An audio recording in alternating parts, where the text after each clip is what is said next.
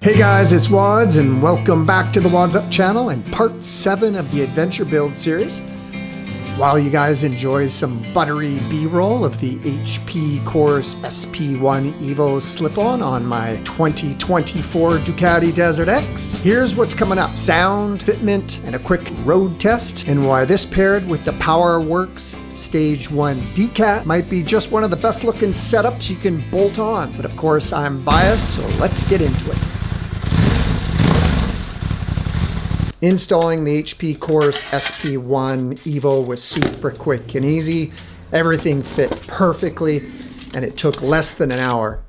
It's paired with the PowerWorks Decat as mentioned, which doesn't need a remap. A true plug and play setup and a winning combo. All right, let's see what she sounds like.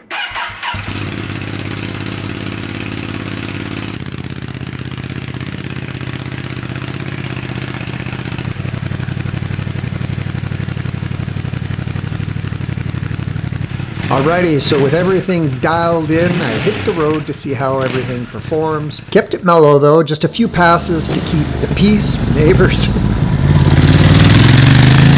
But even at low speeds, the sound is deeper, the throttle smoother, and yeah, smiles for miles.